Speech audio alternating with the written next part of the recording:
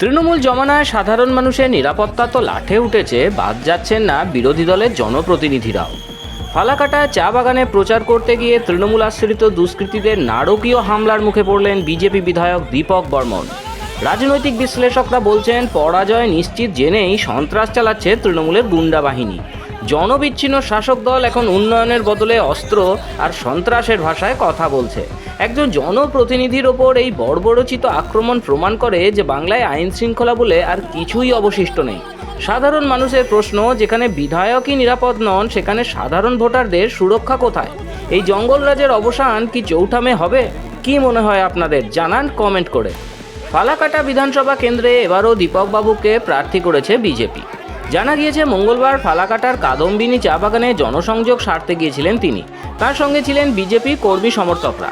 অভিযোগ, আচমকাই তাঁকে ঘিরে বিক্ষোভ দেখাতে থাকেন কয়েকজন তৃণমূল দুষ্কৃতী। কিছুক্ষণের মধ্যেই পরিস্থিতি নিয়ন্ত্রণের বাইরে চলে যায়। বিজেপির অভিযোগ, তৃণমূলের কয়েকজন বিক্ষোভ দেখান, তারপর হঠাৎই ফালাকাটার বিধায়কের ওপর হামলা চালানো হয়। দীপকবাবুর সঙ্গে থাকা বিজেপি কর্মী সমর্থকরাও পাল্টা চড়াও হয়। তৃণমূল বিজেপি সংঘর্ষে উত্তপ্ত হয়ে ওঠে এলাকা। পরিস্থিতির সামাল দিতে ঘটনাস্থলে পৌঁছায় বাহিনী। তারা দুপক্ষকে সরিয়ে দেয়। অশান্তির ঘটনার বেশ কয়েকটি ভিডিও প্রকাশ্যে এসেছে। সেই সব ভিডিওতে দেখা গিয়েছে দীপকবাবুকে রাস্তায় ফেলে মারধর করছে তৃণমূল আশ্রিত দুষ্কৃতীরা।